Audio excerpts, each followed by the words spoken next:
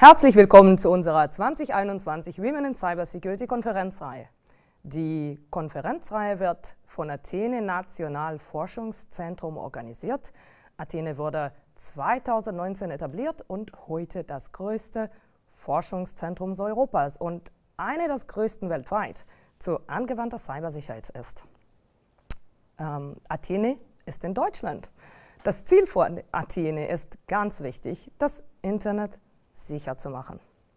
Wir haben Women in Cybersicherheit mit ins Leben gerufen, um über die Herausforderungen der Cybersicherheit für die Politik, Wirtschaft, Wissenschaft und Gesellschaft zu lernen und mit den Experten zu diskutieren.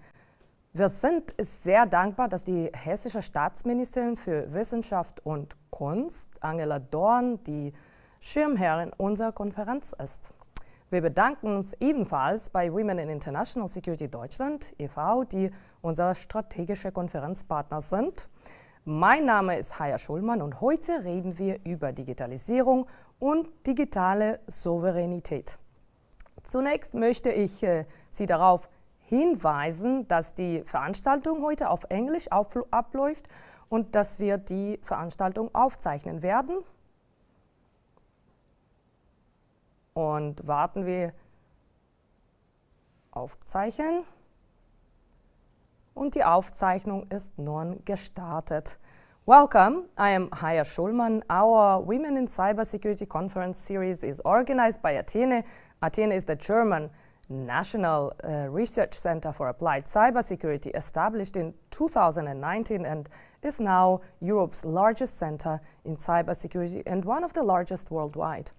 The conference is supported by the Hessian Minister for Science and Art, Angela Dorn, and Women in International Security Deutschland is our strategic conference partner.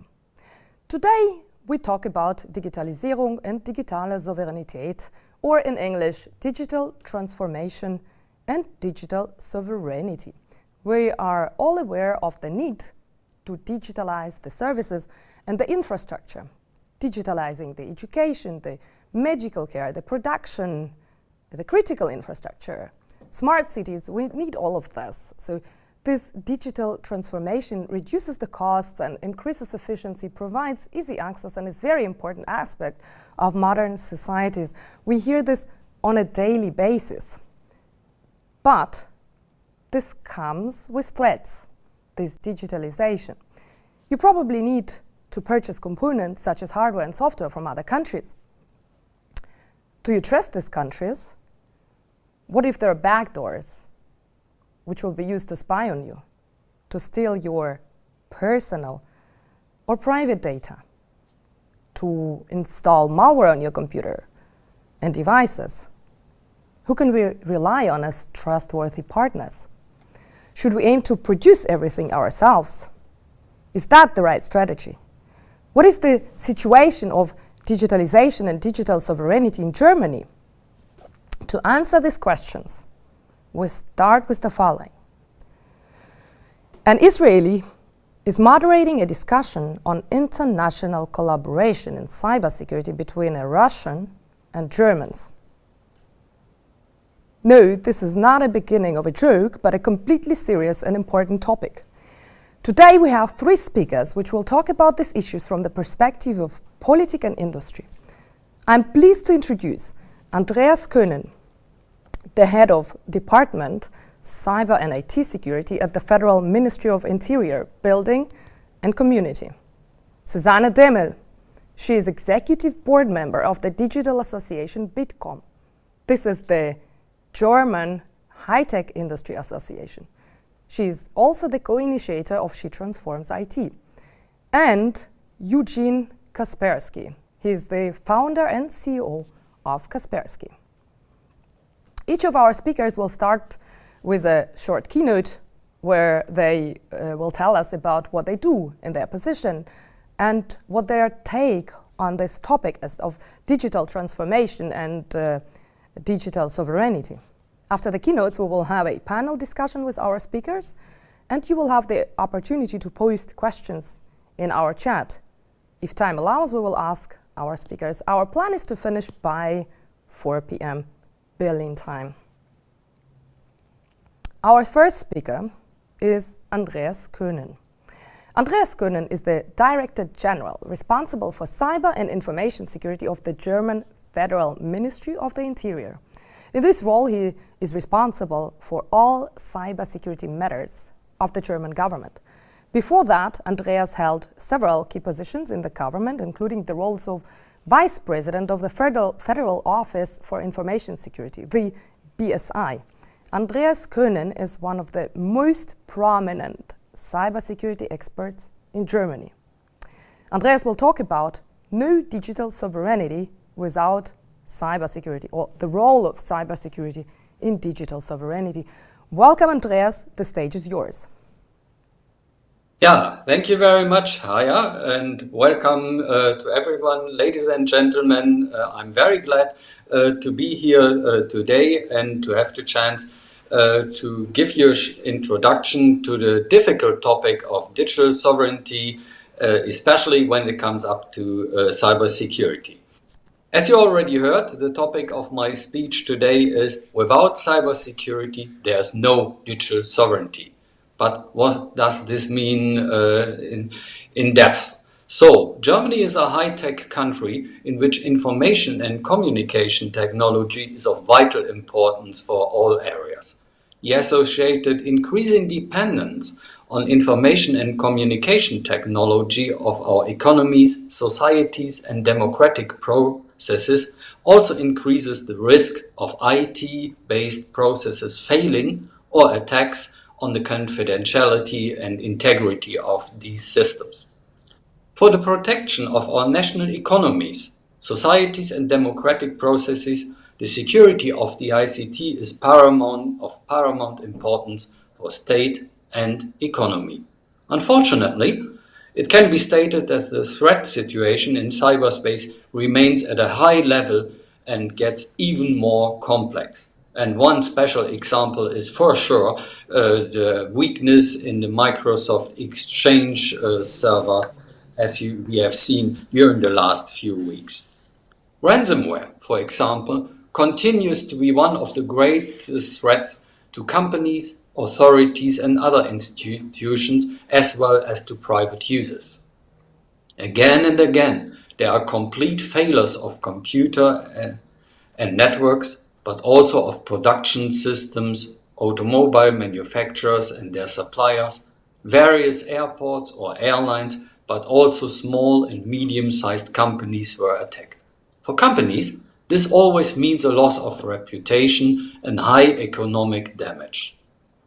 Community institutions have also been the target of repeated ransomware attacks recently. This also includes, for example, hospitals in Germany that are particularly challenged by the pandemic. The importance of our health system as critical infrastructure is clearly visible. Taking advantage of the COVID-19 pandemic shows that cyber criminals are quick to respond to socially relevant topics and trends and have no scruples about exploiting a social emergency. State and economy have to take care of it, legally, politically, and organizationally. The federal government is aware of its responsibility. With the IT-Security Act in 2015, we provided a building block for strengthening the BSI and for the resilience of critical infrastructures. In order to create and maintain a permanently high level of protection in regard to the growing threat situation, the legal framework must be continuously reviewed and adapted to new threats. With the draft law of a second IT security law, which is currently in the parliamentary process, we are adapting the legal framework to this situation. These are in particular the strengthening of the BSI with expanded tasks and powers for secure government networks, but also improvement for the protection of consumers, critical infrastructures, and other branches of the economy. Operators of critical infrastructures are obliged to comply with IT security standards and to report IT security incidents. However, an expansion to other areas is necessary. Here we see an obligation, among other things, for the hardware and software suppliers of core components for critical infrastructures, as well as other companies in which there is a special public interest. This applies, for example, to the waste disposal, chemical and armaments industries, but also to the companies that make an outstanding contribution to value creation in Germany, in particular the large companies. By assigning consumer protection to the BSI as an explicit task, we are strengthening it as a neutral advice center for questions about IT and cybersecurity. In this context, it is planned to introduce a uniform and voluntary IT security label. This makes the IT security functions, especially of products in the consumer segment, visible and comprehensible to citizens for the first time. The IT security label acts like an always up-to-date electronic package insert. The BSI plays a central role in all issues relating to IT and cybersecurity in digitization. This is shown by the expansion of tasks and the growth in personnel in the recent years. The BSI received 150 additional posts with the 2020 budget. With the IT Security Law 2.0 and the newly added tasks and obligations, a further 873 positions for IT security are to be added to the BMI's division. I will now focus on digital sovereignty, which is indispensable for the success of a digital change. For me, digital sovereignty means that individuals and institutions can use the digital world independently and safely. Restrictions on the free choice of information and communication technology, products and services must be prevented. Where can these restrictions come from? Initially, restrictions can arise due to dependence on one or a few providers of technologies or services. Due to these dependencies, the providers can link the use of their products and services to conditions that they may impose on the customers. Such monopoly-like supply systems and the resulting dependencies and constraints must be prevented. But it is also not a solution to replace the monopoly-like provider systems with self-sufficiency. That means the self-chosen restriction on one's own products and services. Self-sufficiency ensures that there is no pressure from monopoly-like provider structures, but self-sufficiency reduces choice to own production skills. The compulsion can arise here due to the lack of alternatives. Self-sufficiency completely ignores free trade, which enables trading partners to choose between the best products and services worldwide, which is much more efficiently and effective. Where it makes economic sense, information and communication technology should always be obtained through free trade. The condition for digital sovereignty is self-determined ability to act. This requires the unlimited choice of technology and manufacturer, the availability of trustworthy products, and competitiveness of our own and trustworthy production. The following requirements must be met to achieve this. First, an expansion of the assessment competence for the use and security of ICT. We have to be able to make confident decisions. Second, we need the ability to develop hardware and software for future technologies and trends. To do this, we need to have trustworthy production capacities wherever they come from. Third, we have to develop the necessary regulatory requirements, for example, to enable the controllable use of safety-critical technologies. To this end, test procedures and techniques for continuous certification must be developed. It is particularly important to promote the use of open standards and interfaces in order to reduce or avoid dependencies. At this point, it becomes obvious that cybersecurity and digital sovereignty are imperative for the success of digitization. This is exactly what the Federal Ministry of the Interior is working on in a large number of different projects and initiatives. I will give you a few examples of this. We promote competitive, trustworthy information systems based on current innovative developments in hardware and software production with a focus on cybersecurity. Competitive, trustworthy IT systems of new quality can be produced. That means by creating an ecosystem for trustworthy IT systems, hardware and software design, information and business relationships become competitively available. Another example is the Agency for Innovation in Cybersecurity, set up jointly with the Ministry of Defense, the Cyber Agency, which started its work at the end of 2020. With the Cyber Agency, we will promote and finance key technologies with high innovation potential. In this way, cybersecurity technology with importance for internal and external security in Germany and Europe. And third, BMI advocates the high security standards for 5G networks. In order to achieve this, technical requirements for the secure operation of the 5G networks will be prescribed by law via the security catalog according to paragraph 109 in the telecommunications law. But also we will prescribe trustworthiness criteria to the vendors of such ICT and 5G equipment to define for the first time trustworthy as a category that also can be maintained by regulation. For me, Germany has to take a leading role again in this important technology. In the interest of building digital sovereignty in 5G, it is necessary to create a strong industrial ecosystem for key technologies in the field of mobile networks in Germany and Europe.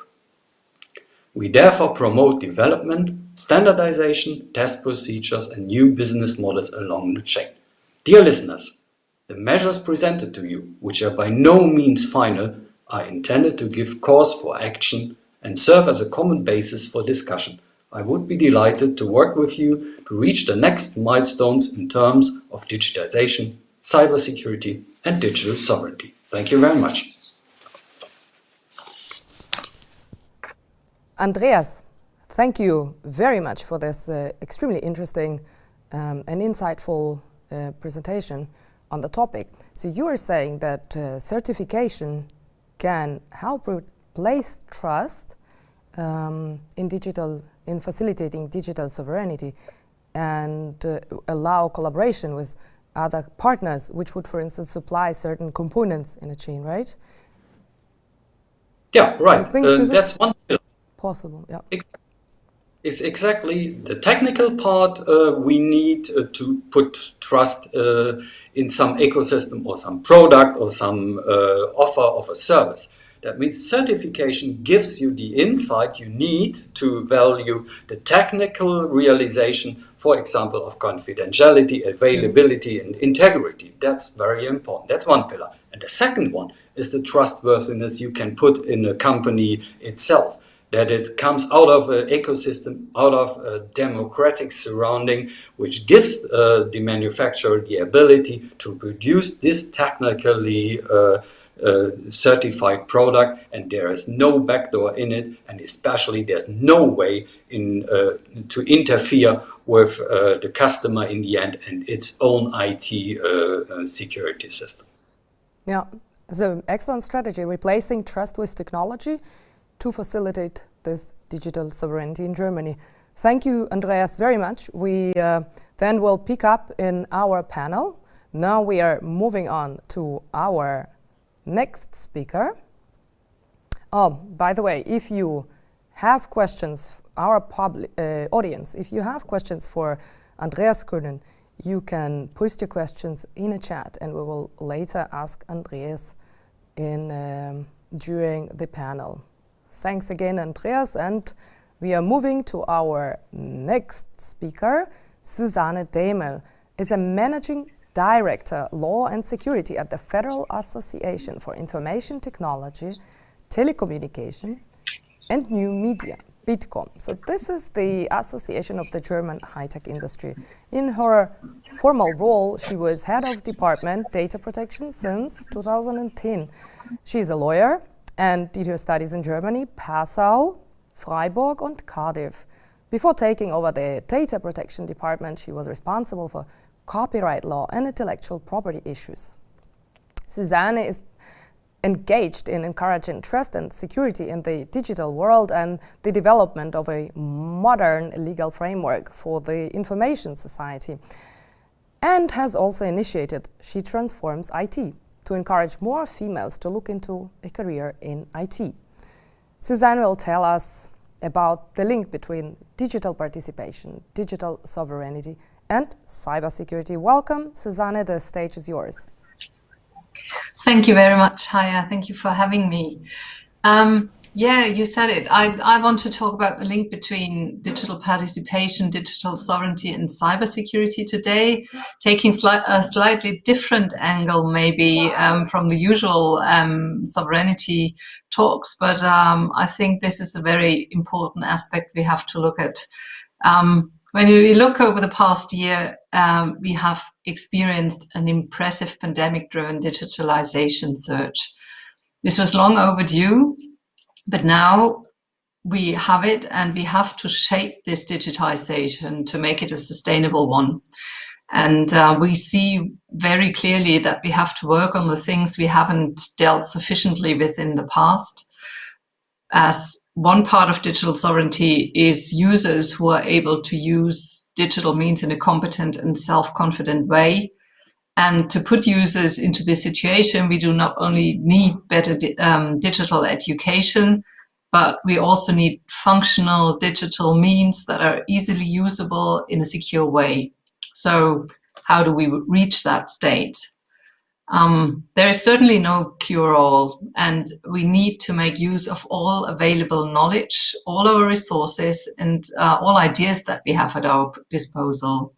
So we need all IT experts we can get to build good new technologies and secure, resilient, and usable systems. But so far, Europe has not exploited its full potential. For Germany, we are among the lowest ranked countries in Europe when it comes to women working in the IT industry. More precisely, we are talking about mere 17%.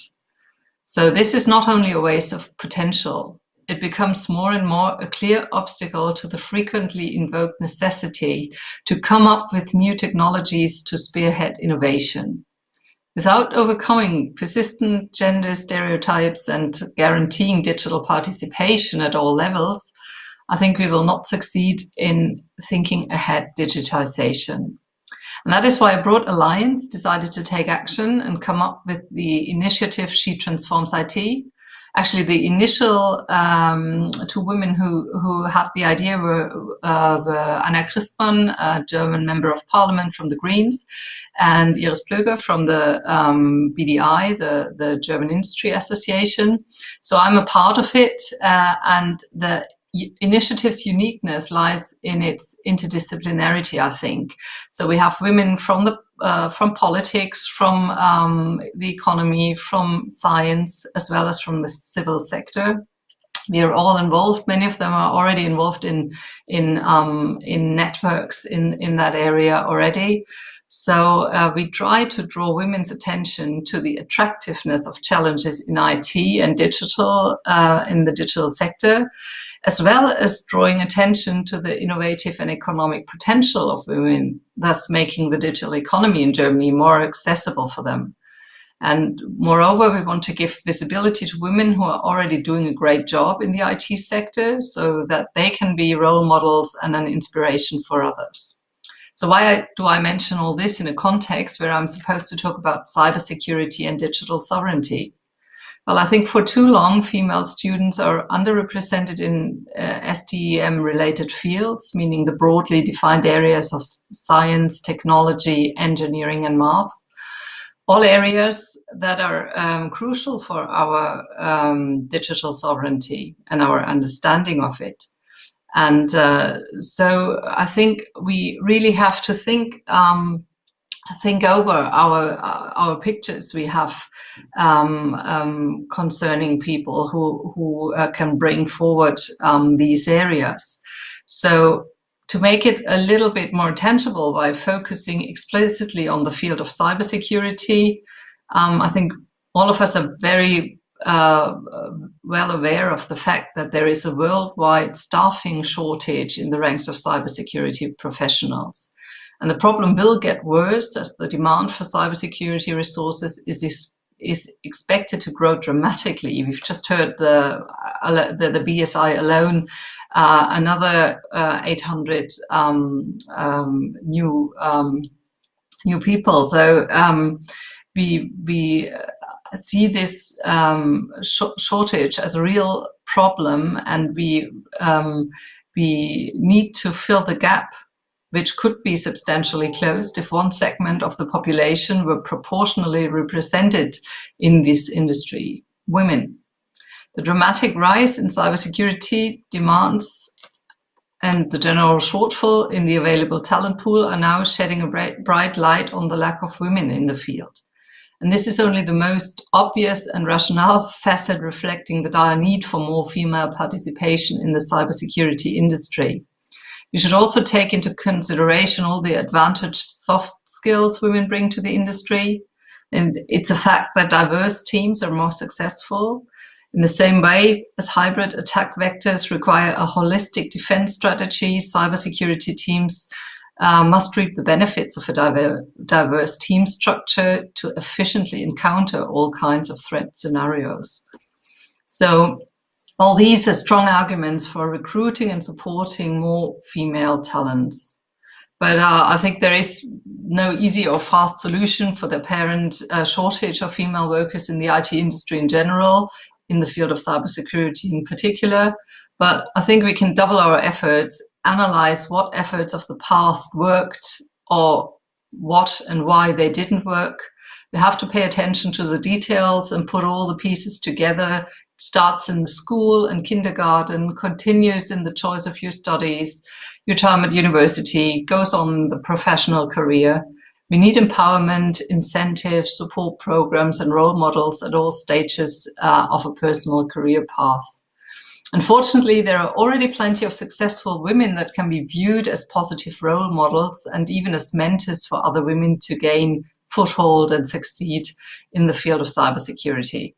When it comes to science and research, we have one of the best examples and role models with us today. It's our host, Haya Shulman, who recently won the prestigious IT-Security Award of the Horst Goetz Foundation for her outstanding scientific achievements in the field of DNS security. And so, coming to an end, I would like to highlight that positive transformation is evident and underway. And I think we must make it count now, as politics can only provide the framework, and all of us must drive the transformation ourselves. Thank you. Susanne, thank you so much for this interesting presentation, and thank you for congratulating me. I very much appreciate it. It was great to take part in the conference and participate in the competition. I have a question for you. So you mentioned the role of women in digital sovereignty and in cybersecurity. I must ask you this. What is the role, in your opinion, we are talking about Germany, right? So what is the role of childcare, Kinderbetreuung in Germany, in allowing women to take active part in this digitalization or digital transformation and digital sovereignty? Of course, it's a very important factor whether you can have a good place to leave your child when you go on to work. And I think in Germany we have different traditions of this, and we have come quite far during the last few years with improving childcare and enable women to work. But I think we're still not as far as other European countries are there in this regard. So we're still working on that. Yes, I absolutely agree with you that the role models and showing to women that IT can also be suitable for them and interesting discipline. But I think one of the main problems in Germany that I firsthand experienced actually is the childcare. There is none. So I'll put it like this. There is not enough. And I am coming from Israel. I can tell you this was so surprising because in Israel you have the problem of choosing which one you want. And women have the option to send their children to childcare from 2 months after giving birth. I think one of the main problems, whether it's in IT or in anything else, is that in Germany the women actually don't have an option at all to involve themselves or develop their career. They have to choose between family and a career. And I think this is one of the main issues that the politic in Germany should consider addressing. It is really, surprising that the woman has to choose between sitting 3 years at home and taking care of her child or working. So I think this is one of the main hindrances towards enabling success of in integration of women in technical roles or in high technical roles, senior technical roles in Germany. Yeah, I think we've got still huge differences. For example, in Berlin, I'd say it's not that big a problem because there are a lot of opportunities. But when you go to other cities or other rural areas, it looks different. So yes, that's one of the many factors we have to address. There is a possibility to have childcare under the age of 1 year? Yes. Really? Oh, okay. So Berlin is different. Both my children. I want to move to Berlin.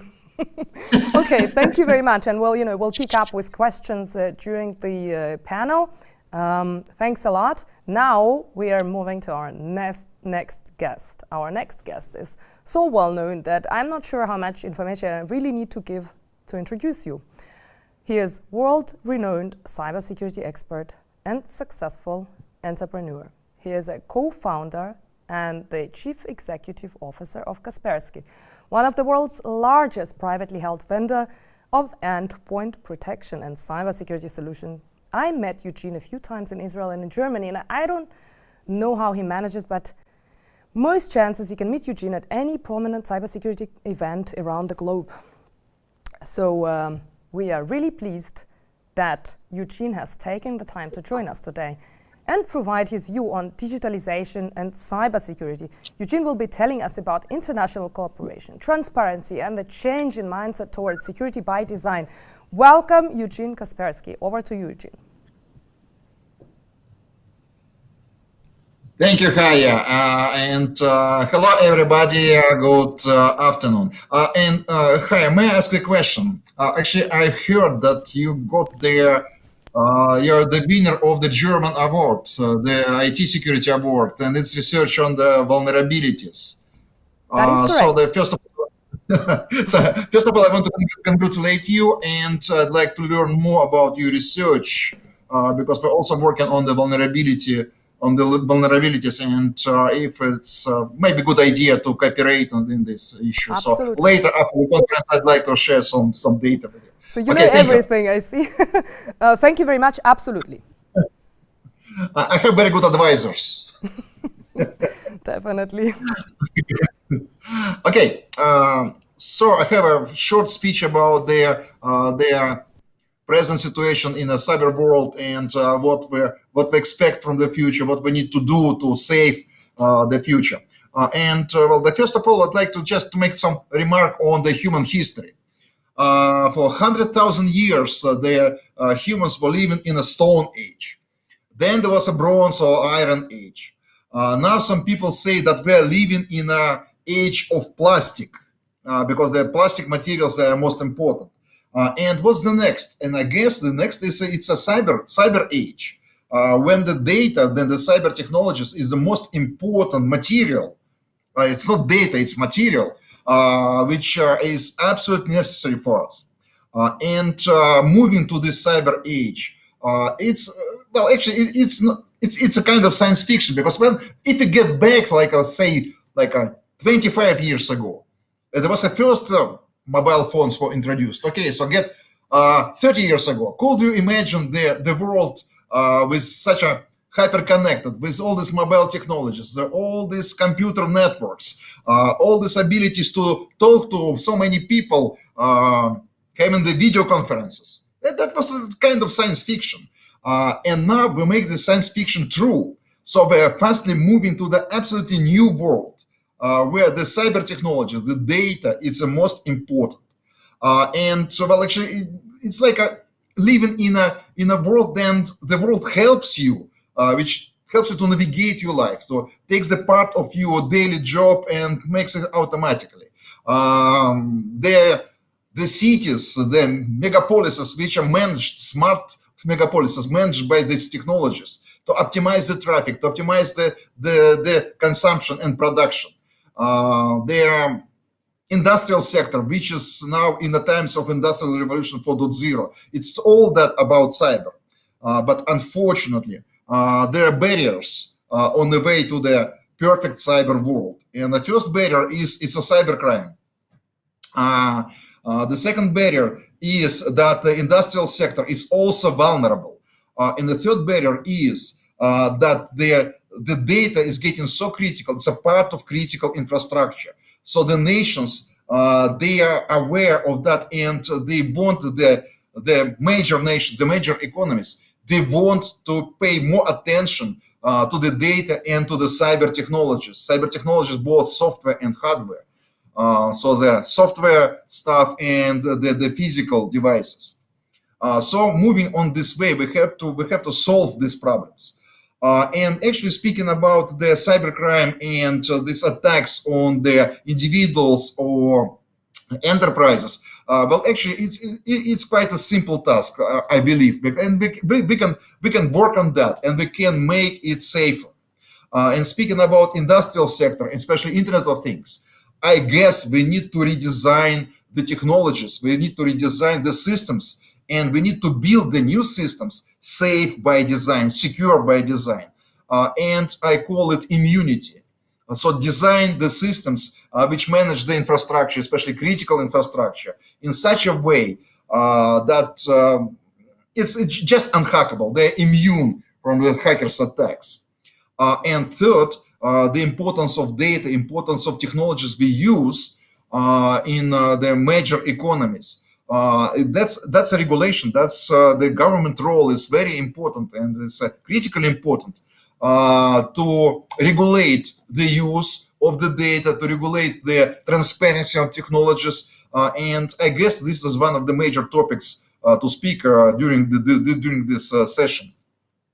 And so on the way, we need to solve some issues. Well, actually, I said the three major barriers which stops us from moving to the perfect cyber age. So now we need to understand what kind of the moves we need to, what kind of things we need to do to reach that.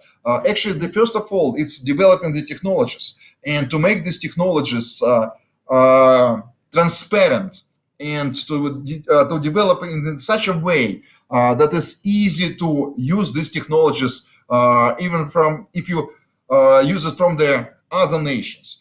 We need to build such a system which makes these technologies transparent to each other.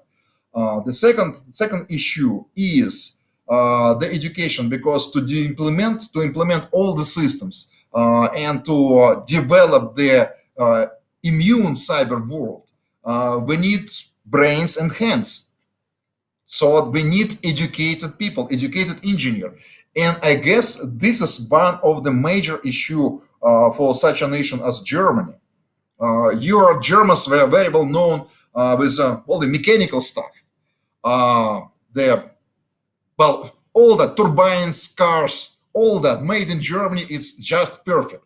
When it comes to cyber, how many German-speaking, great German-speaking cyber companies you know? SAP?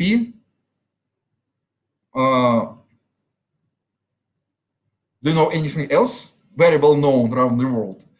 So I'm afraid that, and I am speaking about that when I speak to German audience, I speak all the time about this.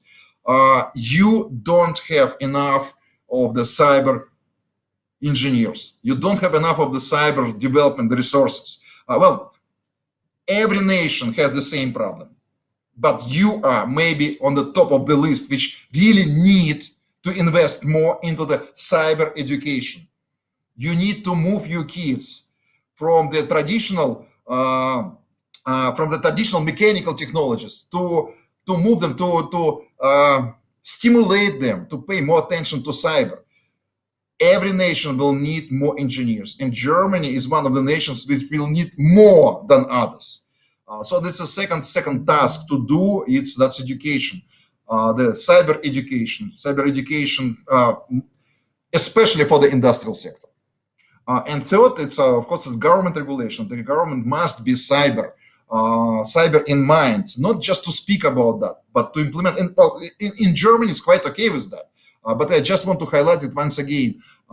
We need to develop the government services in such a way that they are smart, they are fast, to have the country of the 21st century and the government of the 21st century being not just cyber with technologies, but being cyber in mind.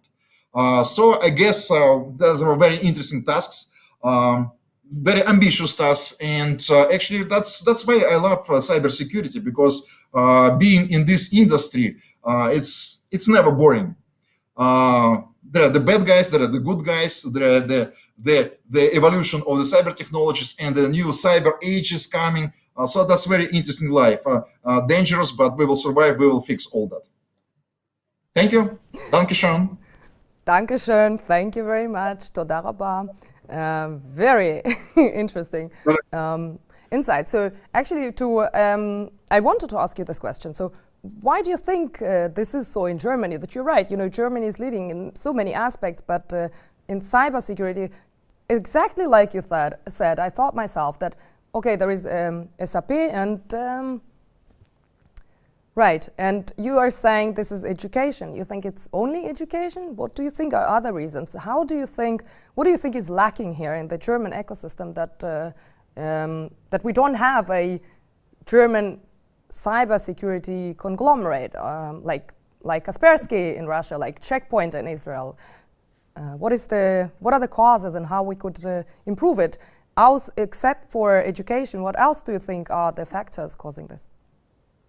I think that's well, different nations. They're different nations because they are different nations. They have a different history, different culture, different habits. And in Germany, I guess it's if you're an engineer, you're mostly focused on the mechanical stuff, on the chemical stuff, so on the physical material stuff, not on the cyber. So I think the right way is to promote the cyber education, to promote the cyber tool for kids, to make some kids interested not just in following their fathers and grandfathers' way, but to find the new areas of development. It's a task for schools to provide more cyber trainings. What age the kids in Germany start to study program languages? Well, in the school. I don't know. In the school, I think it depends on the program, but you know, so you're saying this is education, right? But I guess it's not so much different maybe in other countries with respect to education. In Germany, people do have expertise. You know, in the universities, there is cybersecurity research in research institutes, which are German research institutes. They do not exist in other places in the world. They started in Germany, and still, you don't have so many. You don't have this. You know how you say it in Israel. You don't have the chutzpah. Like what you had, you said, we need this, you went and you did this. And somehow, maybe it's courage, maybe it's chutzpah, which exists in Israel. You know, a person can wake up one day and say, oh, I have this idea, I'm going to start innovate, and I do a startup in Germany.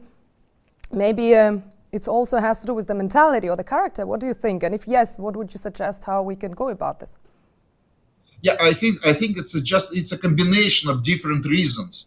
So it's a combination of the mentality of the customs, and at the same time, maybe it's also a question to government. Do the German government do enough to invest into the IT startups? So maybe to open the IT startup village and make some taxation holidays for the companies in this village to stimulate, to enable German IT startups just to grow, to be there.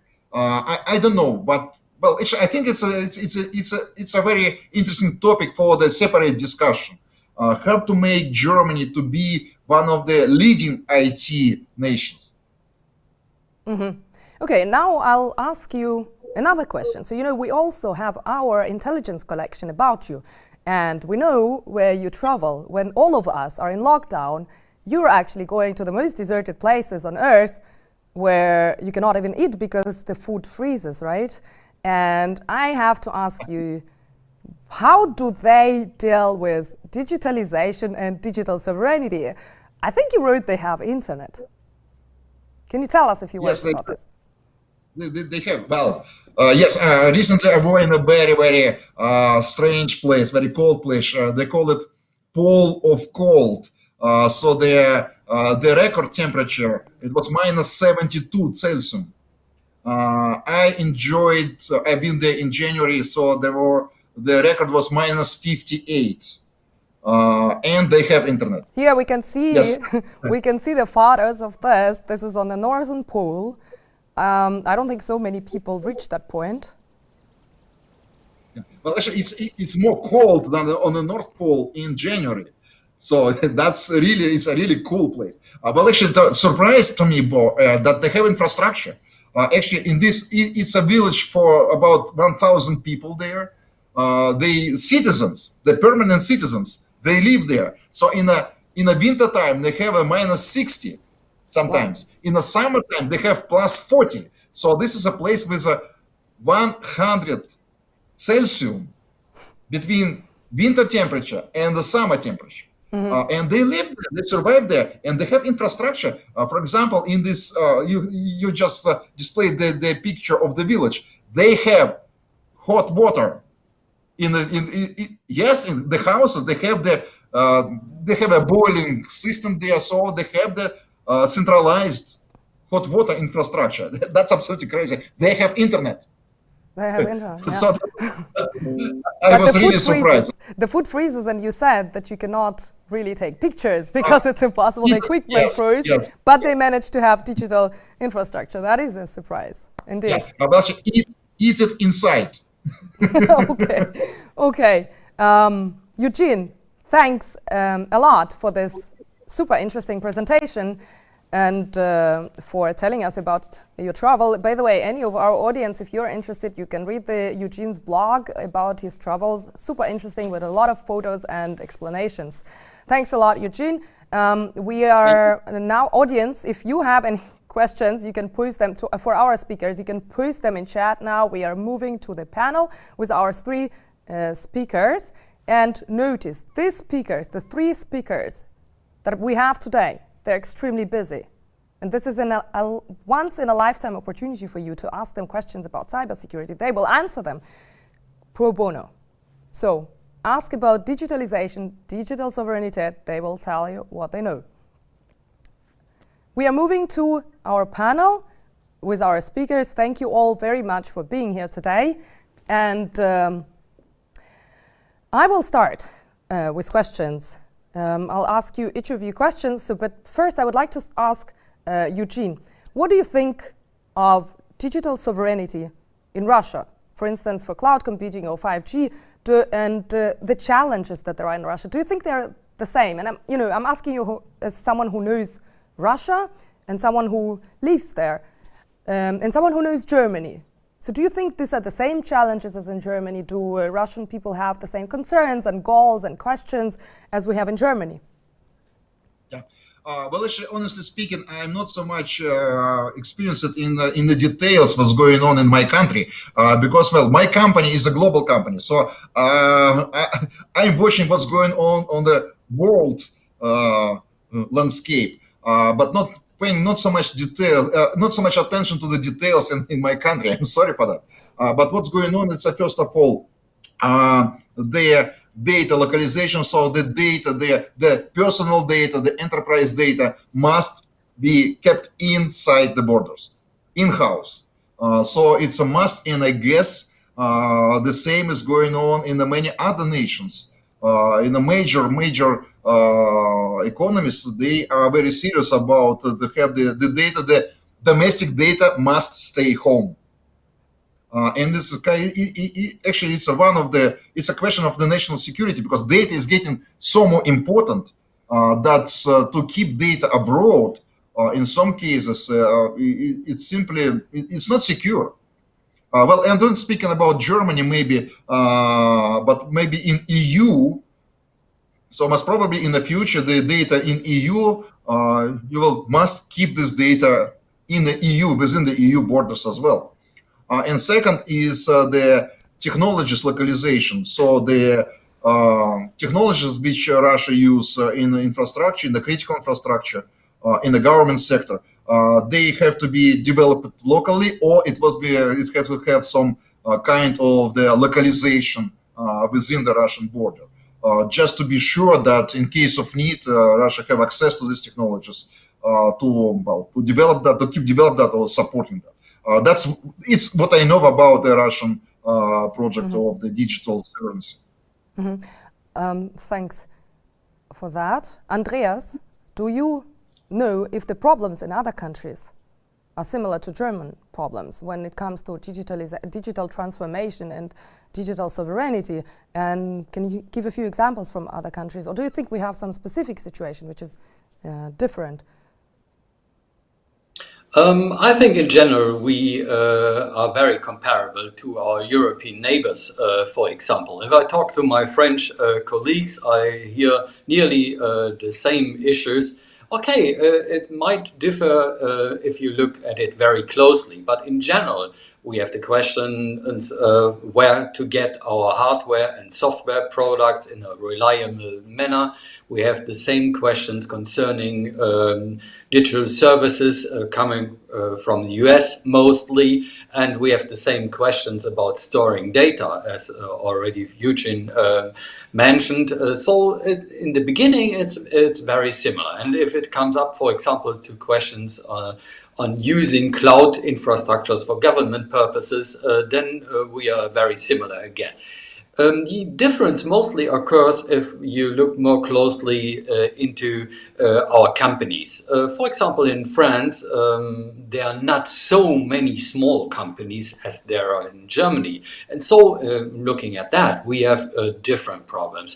For my French colleagues, it's very natural to talk about two handful of partly state-owned companies when it comes up on communication issues, for example. So the situation is different. We don't have this in Germany, but we have this broader picture of nearly 300,000 small companies that go into the market. They have all their own way of dealing with digitization. That's a real big spectrum, and looking from that point of view, we have a real question for digital sovereignty, especially in those companies. Not so much on a government level, but there in the companies, there it's very, very urgent, and that differs from France or from the Netherlands or maybe Sweden.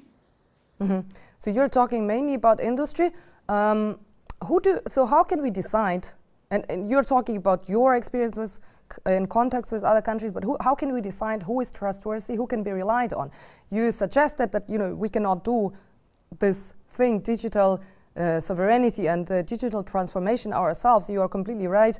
How can we decide who is a trustworthy partner? Yeah, first of all, clearly it comes up to the technical part. That's certification for sure. And especially looking at certification, we have a harmonized European way to do this. That's very important because this is the technical basis for digital sovereignty. Then we have to look at trustworthiness, and there things become complicated. Mostly trustworthiness is governed by the individual view a nation has on this question.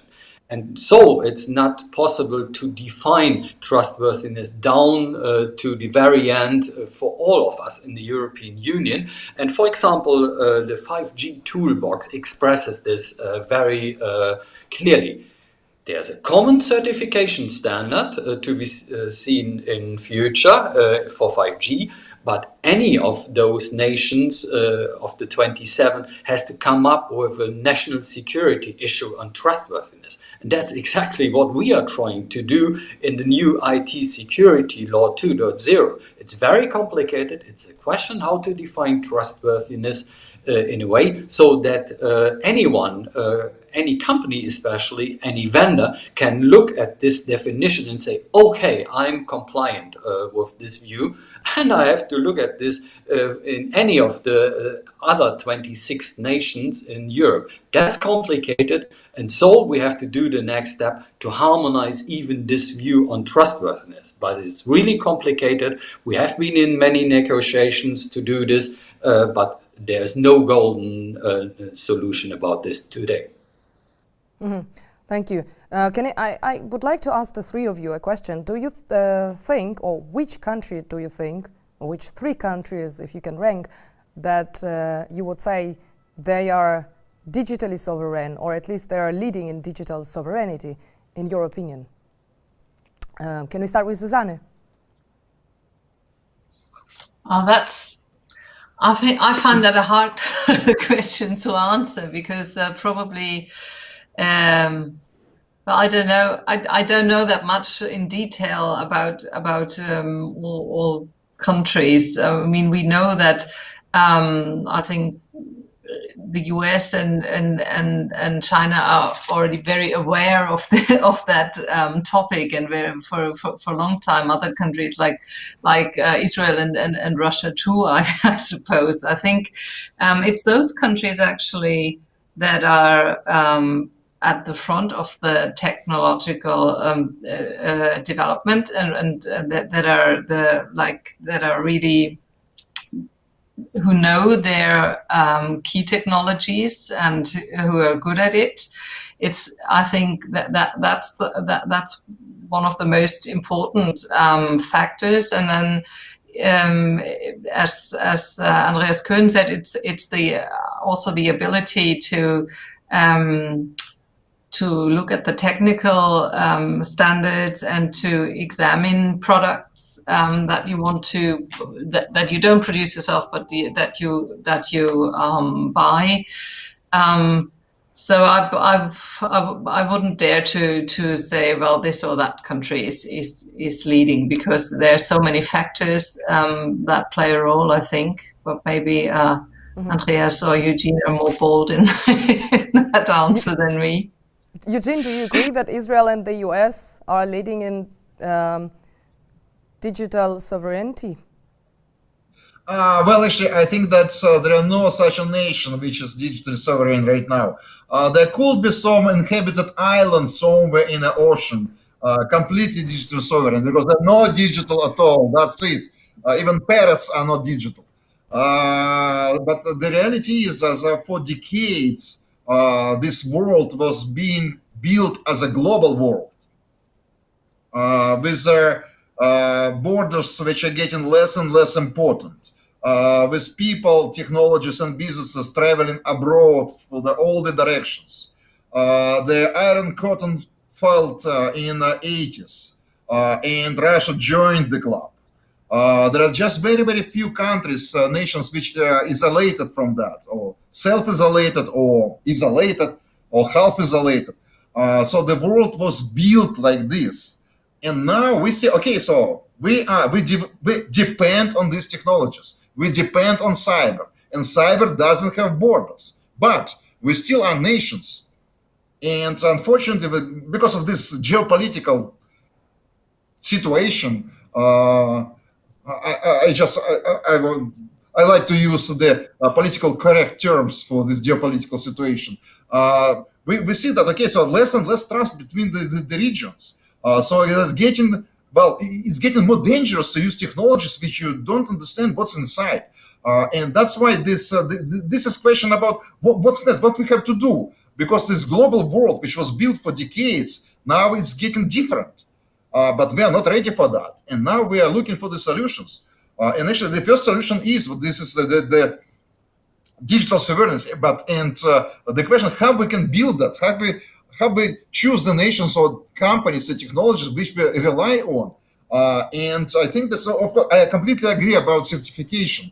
But plus to that, we need to be, well, it's also a question not just about certification, it's also the the respect for the technologies, but it's question of time, how long you know these technologies, how long you use these technologies, and second, the transparency. Right. So I use the wrong term, the reputation of the technologies and transparency. Reputation, that's its time. The transparency, it's a wish of the companies or their vendors to disclose these technologies, to report what's inside and give the access to these technologies in case of need. So I think this is the way. And actually, do we have any nation which has the technologies they use, they're respected and transparent? No. So all the technologies, they could be respected but not transparent, or transparent but not respected. So both altogether, it's not a reality. So I think that's the right way, it's a right strategy is to build such a standards and to certify only the companies, only the technologies which you know for many years and which give you access to the source code, to the insights of these technologies. That's it.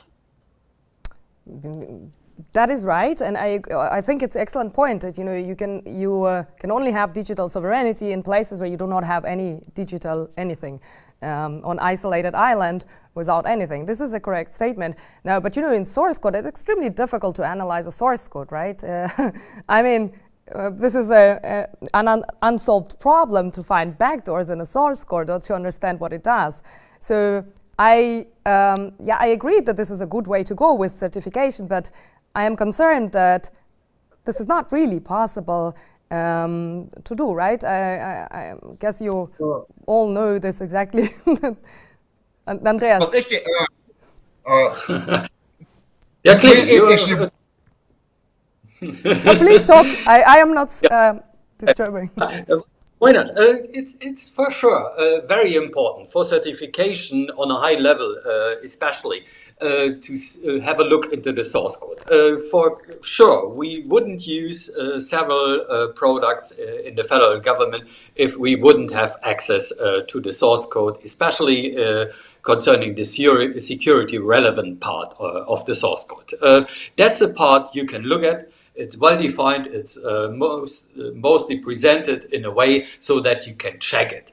But one has to be clear about that. It's not possible to check the full source code. It's millions of lines. Even if you do it in an automated fashion, it's not possible. So in the end, you stay with a part where you just have to put trust in.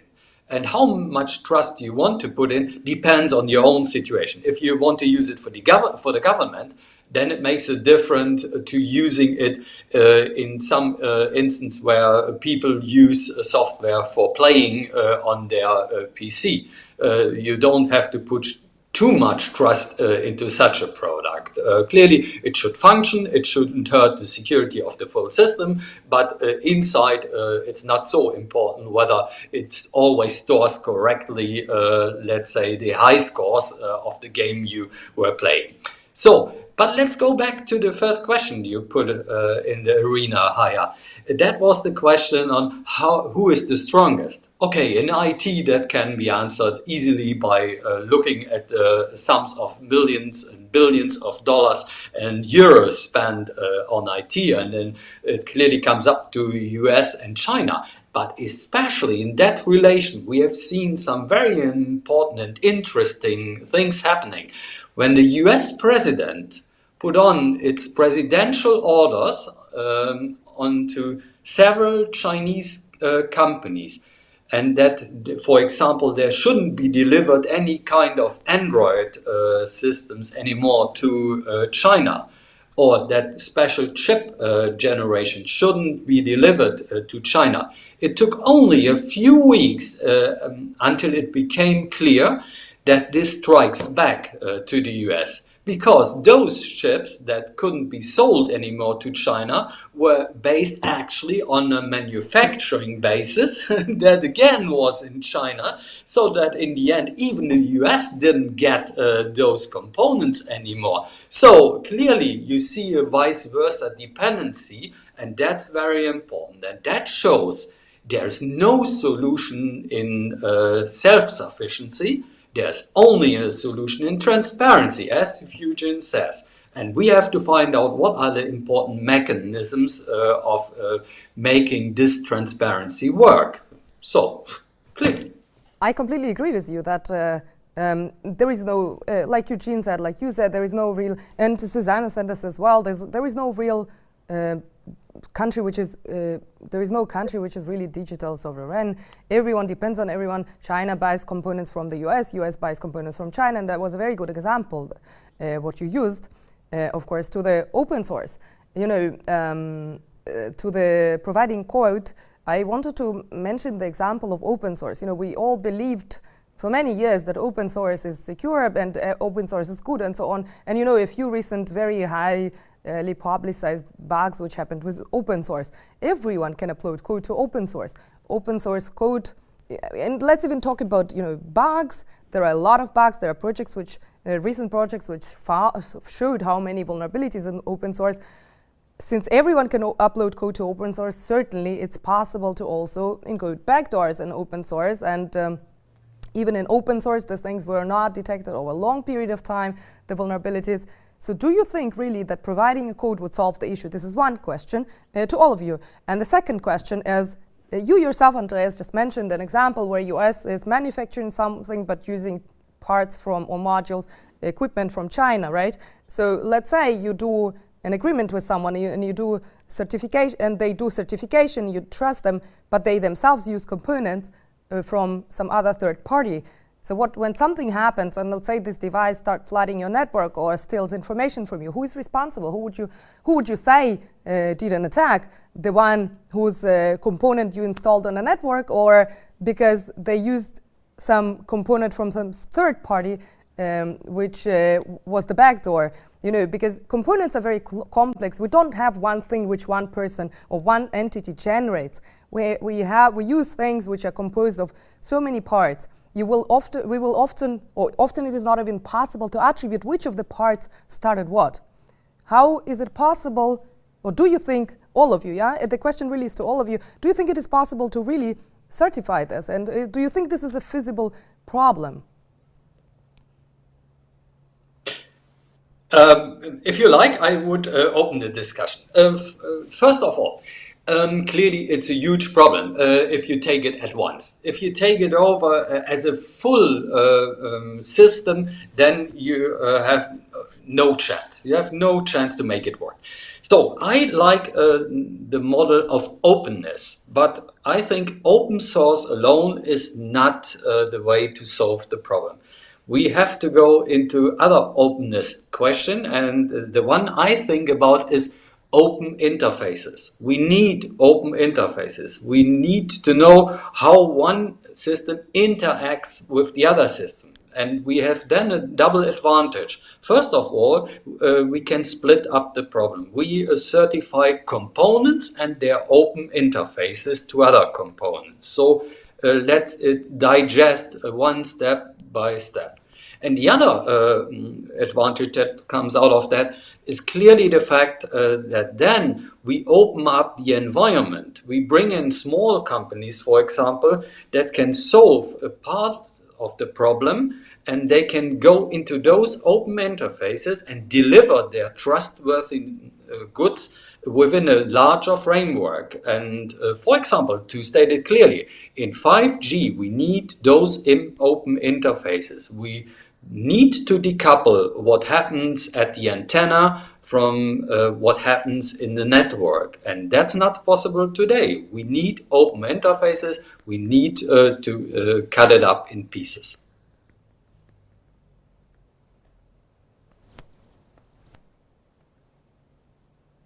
Susanne, Eugene, would you like to comment? Do you think? Well, I think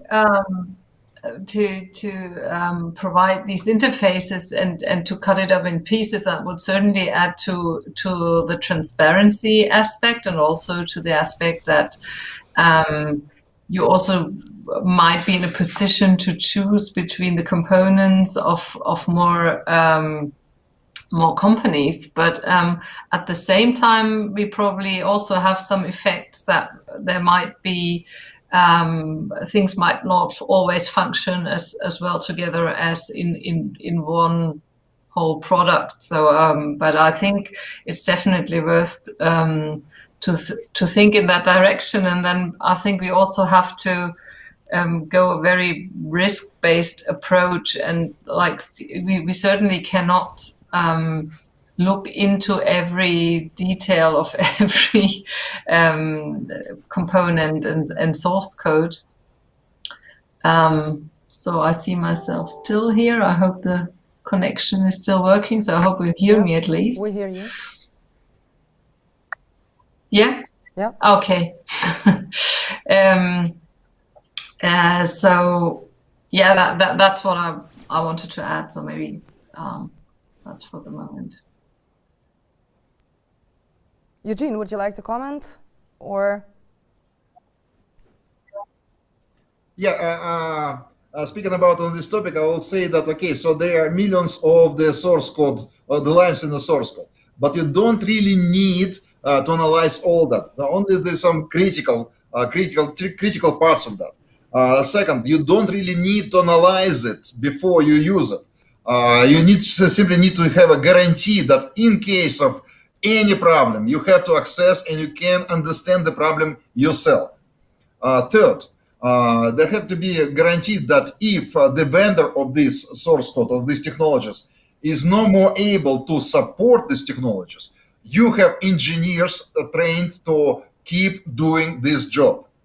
This is first of all. Second, you're absolutely right that there need to be the standard interfaces, and actually all this stuff, it has to be split into the easy to understand logic. And actually, that's what we do in our product. I'm very sorry, it's not advertisement, but that's exactly what we do in our products. And we license. They're not just we don't just sell the product, but we also license components. And these components, they have a very simple logic. So they have the very simple, well, not simple, but they're easy to understand interfaces. So that's absolutely right. And then you have the system which is split into the easy to understand logic, easy to understand blocks. And if you have a question to any of the blocks, you take this block, you take this box out of there, and inside it's the same. It's also easy to understand logic and also the different blocks. So they're getting deeper and deeper and deeper. You can get to the, if you have a problem, you get to the reason of this problem and easily solve that.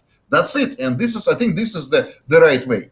And speaking about the open source, well, actually, I agree that, well, the open source is a good for the engineers. Well, actually, it's kind of, if you have a garage and you like to disassemble and assemble your car, this is the open source. If you want just to get into the car and drive it, it's not the case of the open source. In most of the cases, it's not. So you have to. That's the difference, actually. Very philosophical view, you know. That's fully right. I know some people, they use to put their cars in pieces, but they never get it together again. That's exactly. Right. So what do you think about... I hope there are no Linux fans, not Linux engineers in the audience. If there are Linux engineers in the audience, I'm very sorry for our comments. Oh, no, I also agree actually with your comments. I am a Linux fan, but I think it's a correct statement actually. What do you think, all of you, about an initiative to build a European IT company which would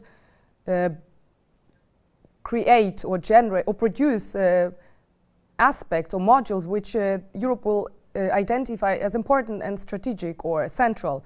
You know, you're right, Andreas. Eugene, all of you are right about we cannot do all ourselves.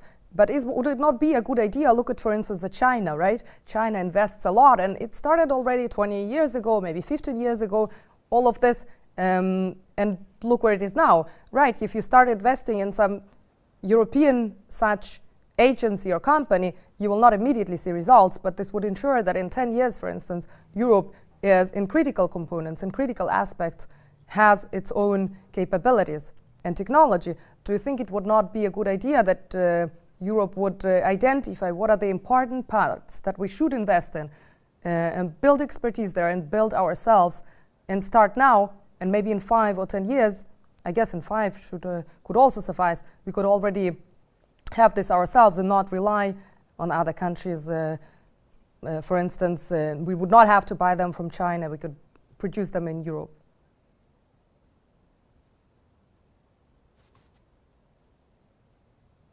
Don't worry, you can all answer.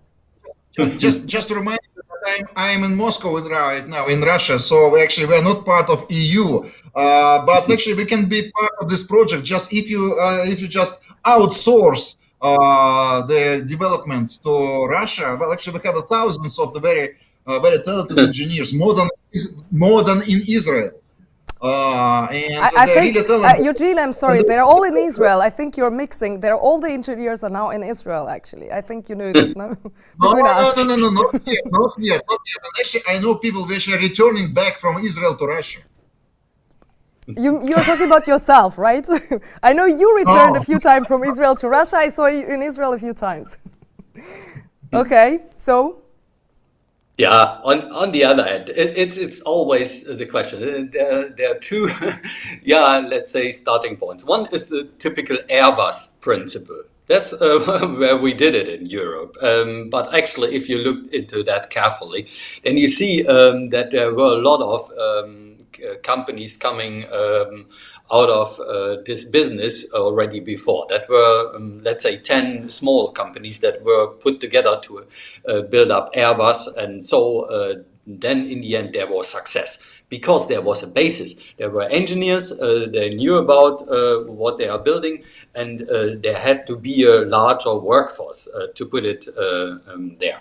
The second idea always is to put it on the green lawn. And I think that's not possible. You have to have some basis. You have to have at least some idea how you can transform some technological idea into a product and put it on the market. And so that we can follow on. We should work together much more closely with our European neighbors to find out those good ideas and to put it forward. Actually, that's done. There are the large projects of the European Union in research and development. It's usually it's this Europe 2020. Those are all those programs, but we have to use it more efficiently to get companies out of that very quickly. And I think it's a question for speed, not so much for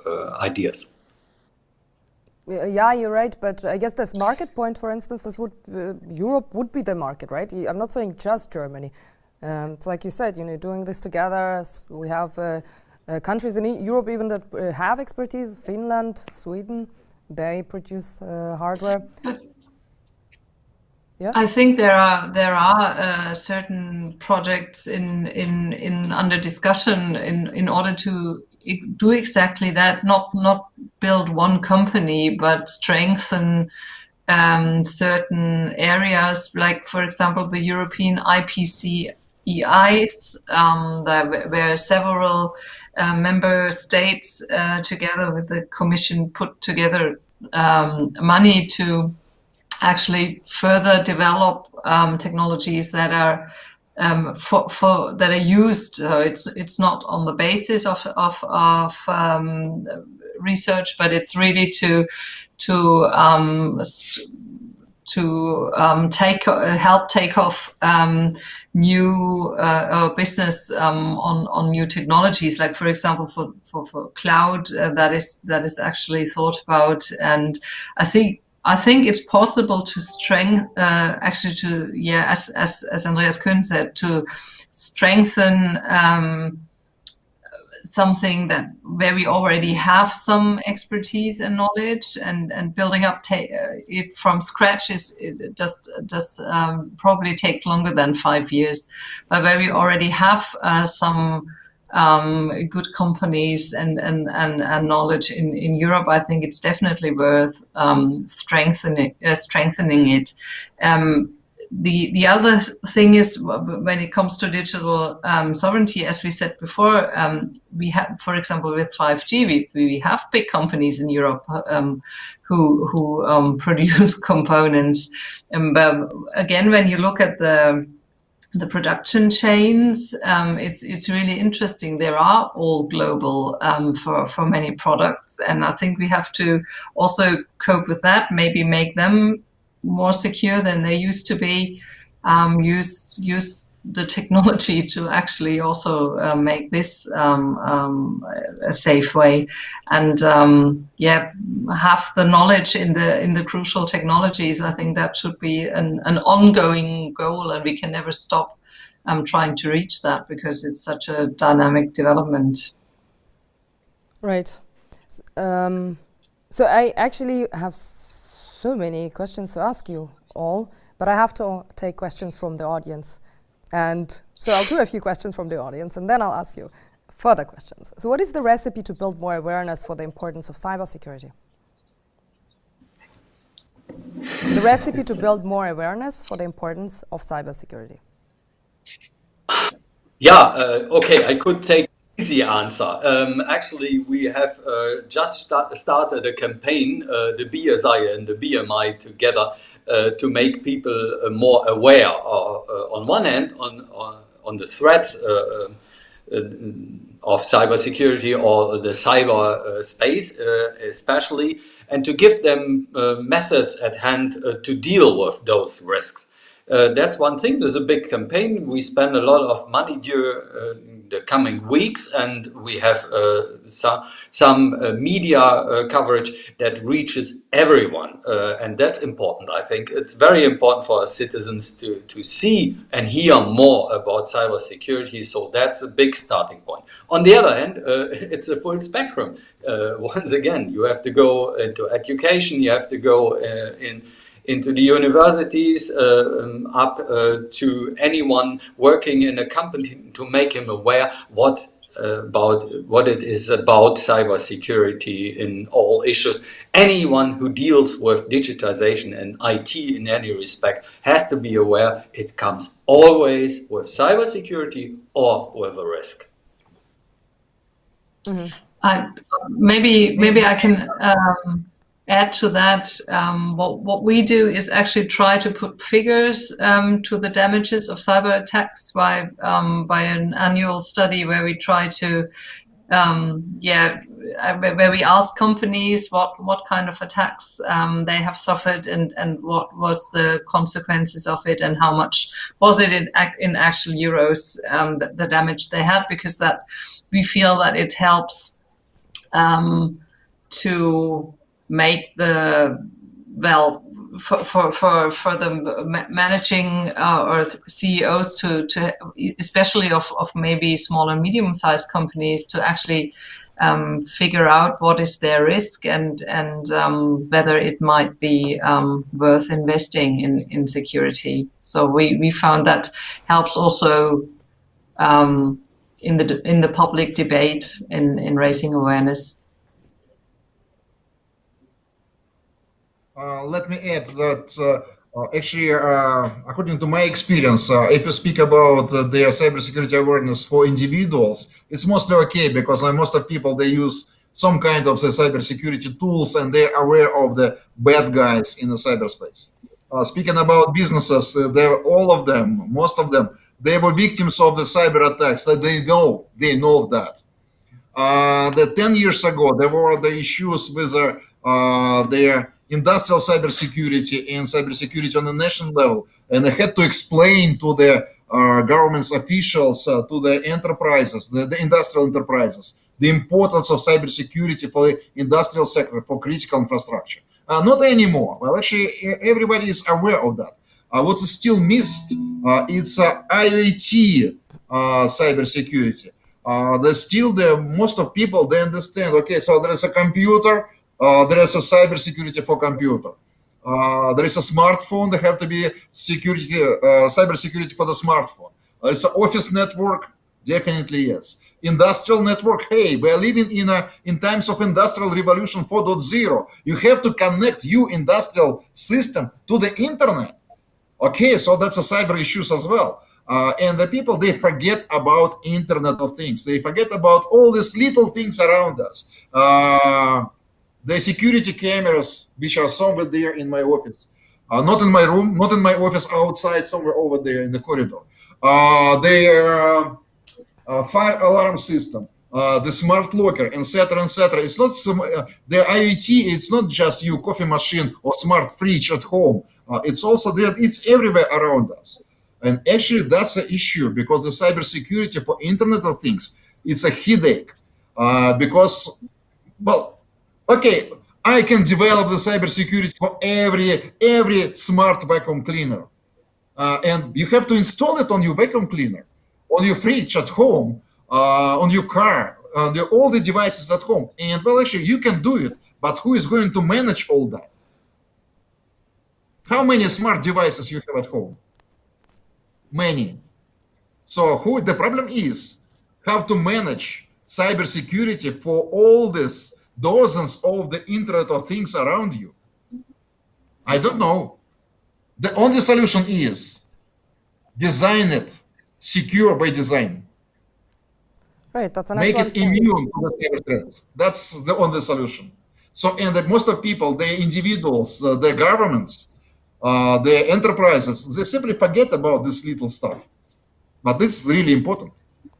Well, actually, you're right. It reminded us a few years ago. It started the denial of service attacks with IoT devices. Yeah, absolutely, absolutely. Not just the world. When they say that the world is getting smart, it's not about the computer networks. It's not about some cloud systems which are responsible for to make this world more flexible.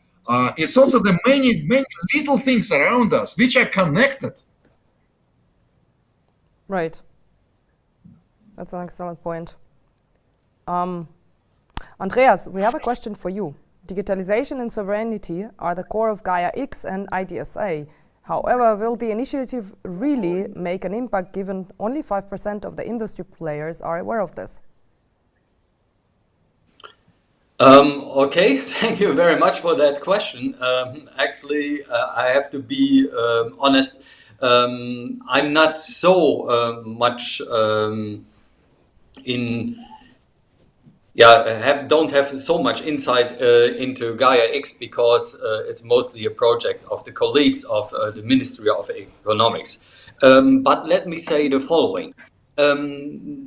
Whether Gaia X will be a success or not depends clearly on the question whether there are customers on one hand and whether there are companies offering services to the customers. Clearly, we have to admit that we had some problems even from the government side to see what could be the benefit of Gaia X for the government. But in the meantime, we see that we will have a lot of projects that could use the services of Gaia X for government purposes. For example, at those points where we communicate to our citizens and where it's allowed from the lawful side to put data on Gaia X. Then it's the first choice we should take for government. And government in that respect means not only a federal government, it means especially the states and the communities. Mm-hmm. Andreas and Susanne, I wanted to ask you a question based on what Eugene mentioned earlier about the IoT. So what do you think about offensive research in Germany? Offensive research in a sense, not about attacking someone else, but about understanding the vulnerability, collecting intelligence, and this requires active research in a sense. So in Germany, this offensive thing is a bit disputed. So do you think we should emphasize this? Do you think there is a need to do more offensive research in Germany? Do you think it would be a good idea to develop tools which would be able to collect intelligence? If you know things, you can prepare yourself and so on. You could prepare, predict attacks. You could identify vulnerabilities if you, for instance, do scanners which search for vulnerabilities and so on.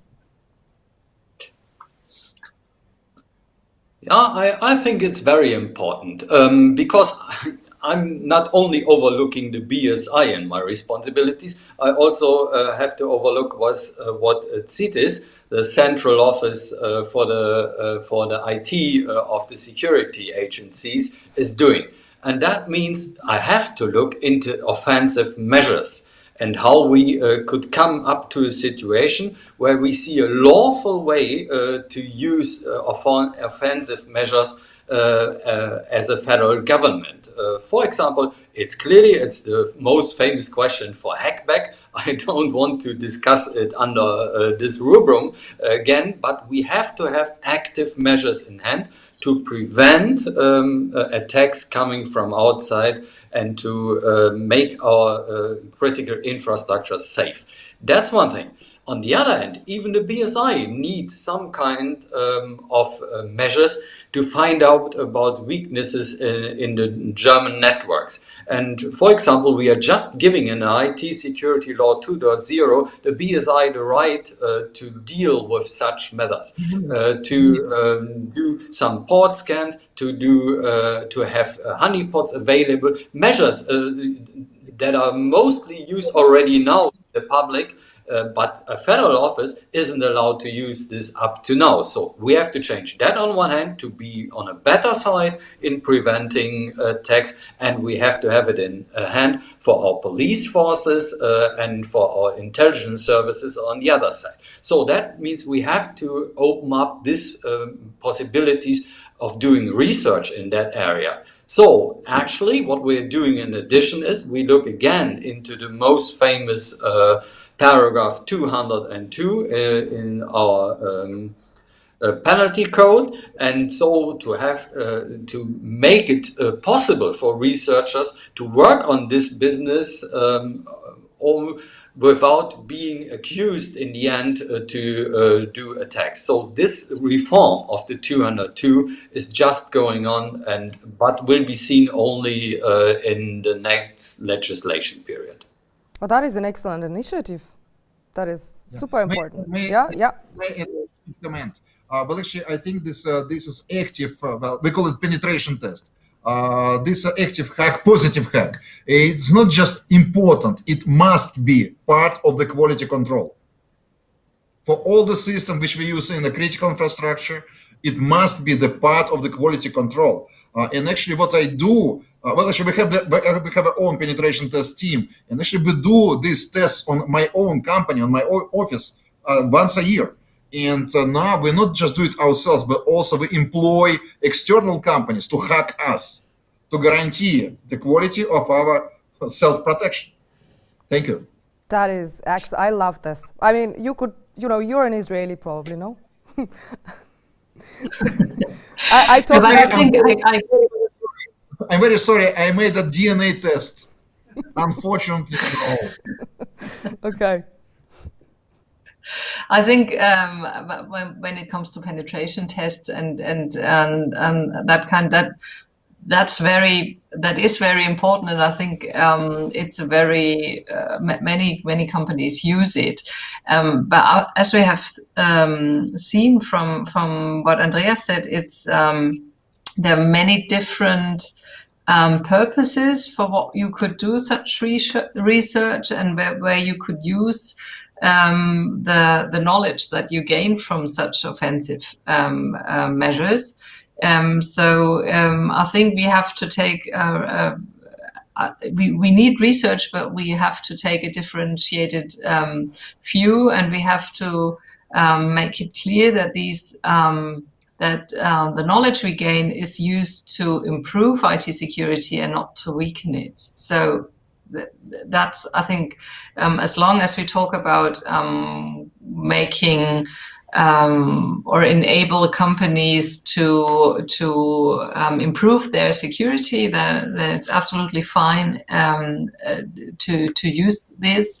When it comes to actually use it for other purposes, we might have to discuss at one or the other point. But we need to, I think it will always be some kind of a run between the white ones and the black ones in this regard. So it's we have to work on our knowledge on attacks and on the means with which we can make our products and services more resilient. So yeah. Yeah, so you are a lawyer, and I completely, agree that we need more legislation on this topic in Germany to allow more research. I completely, I think it's an extremely important initiative what Andreas Koenen mentioned, that there is a movement towards this direction, and I completely agree with Eugene that such things are extremely important, and not even once a year, I would say even once a week. So we are developing a lot of such research tools, and not just scanning ports, what penetration testing companies do. We develop really advanced technologies where we can understand from outside a network what happens in your network without that you notice this. And we run such studies without triggering alerts. So, Eugene, I'm not going to tell you if we studied you or not, but we collect a lot of information, and we do a lot of studies of vulnerabilities which are advanced and not something that is done by regular security study firms. And we often have faced this question: is this okay to do what we do? Is this we are a German federal research institution, so of course our goal, we are doing this to improve security of the Germany and to notify German industry or German entities of any problems that we find to prevent attackers exploiting this. But this is a very important topic for us, so that's why I wanted to ask your position on this.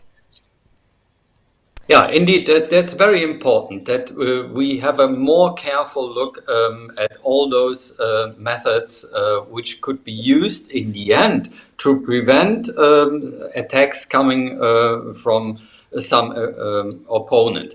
That's important. We have to look very careful in the way those measures are constructed, and we have to look careful into the questions: who is the one who applies those measures? And there again, it makes a strong difference whether this is a company that applies some method to another company while being in a contractual relation to each other, or whether it's the state that applies such measures.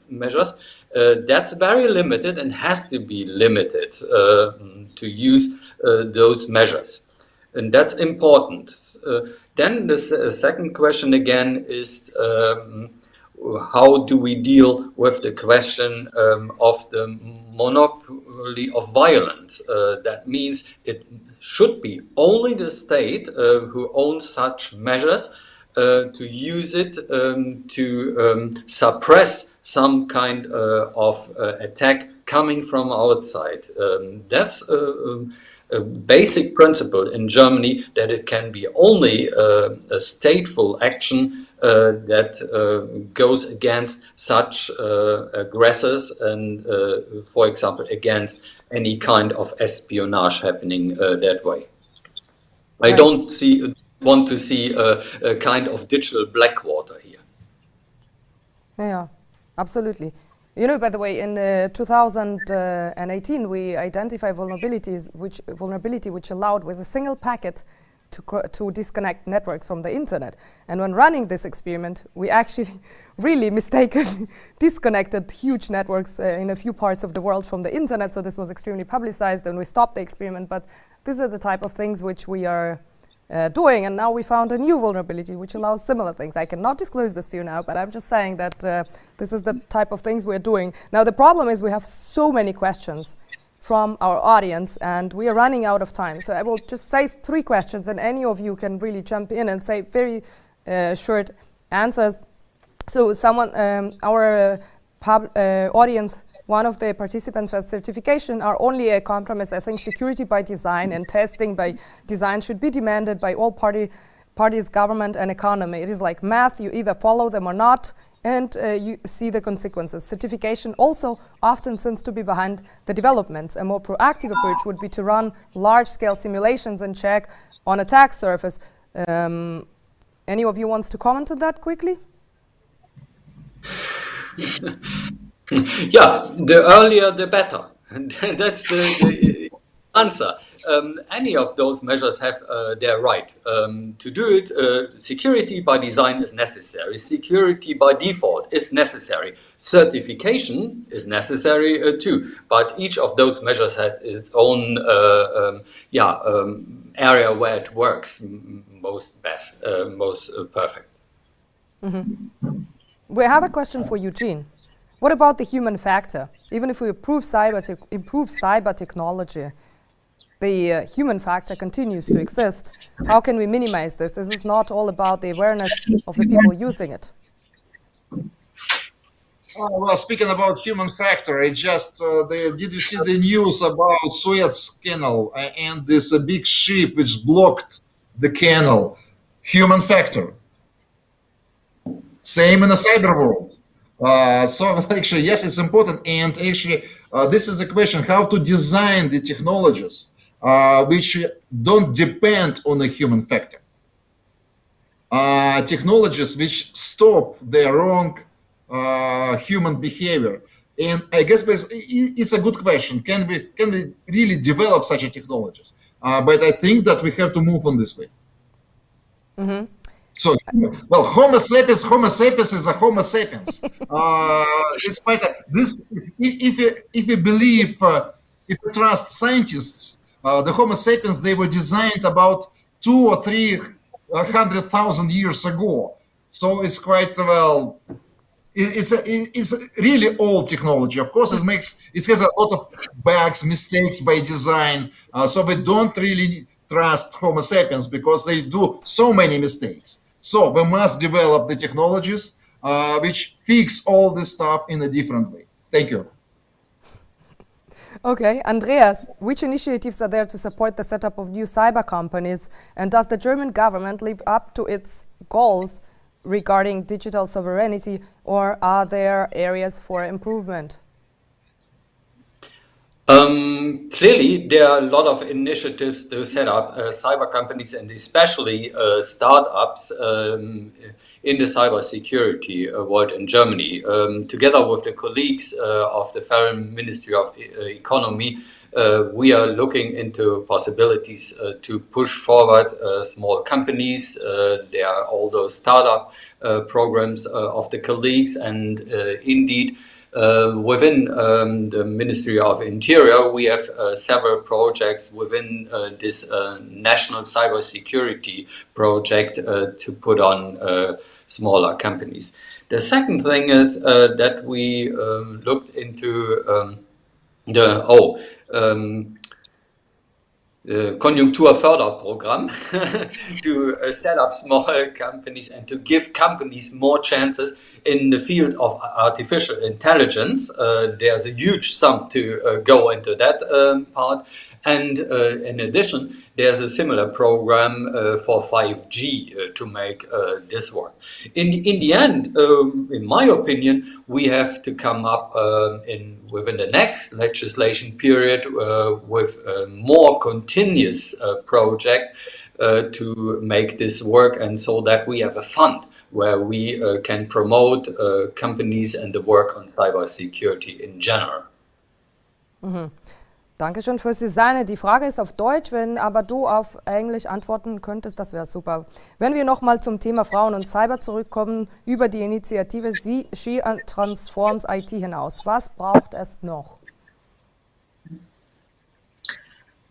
What does it need to get more women into cybersecurity? I think it's really important to see to look at the whole life cycle. Basically, I think we definitely have to improve digital education in Germany. we have to show students what they can do, what is actually, what does the work look like that you can do in the field of cybersecurity. It's like when I hear you talking, Haya, it's always like it sounds really interesting what you found out, what you're trying to do, what experiments you do. But I think that we really have to improve the transfer of knowledge to young people at school. We find that many, especially we lose the girls at the age of 14, 15, 16. They think, IT is nothing for me. And then even those who start studying, we lose a lot on the way of their studies. So we still have to find out a little more about, because we are actually aware of the problem for a very, very long time yet, but we haven't really succeeded in changing the situation. So I think it's we really need a holistic approach to this and have to find out the decisive points where we can actually turn the development. Thank you. Unfortunately, we are now coming to an end. I have so much more to discuss with you and our audience as well. We have to do this again. I hope our audience enjoyed today's session as much as I did and we did, and that you gain new insights from our speakers and discussions today. You know, this was a great opportunity to ask all three of you questions. Thank you so much for taking the time and participating in this event, in our event. Andreas, Koenen, Susanne, Dehmel, and the Eugene Kaspersky. Thanks to all of you. It was great to have you as our guests. I hope we will be able to welcome you again in the future. Now we are separating. We will update you on our website about the next event and the topics of our next event. You're very much welcome to suggest topics. Typically we focus on what is hot, what is important, what is the debate that the general public would like to understand better, and then we dive into this, so you're welcome to make suggestions. Now we are going to separate from you. Thanks to all of you, and stay healthy and have a happy Ostern, frohe Ostern, Chag Sameach, Pesach Sameach, and we'll see you next time.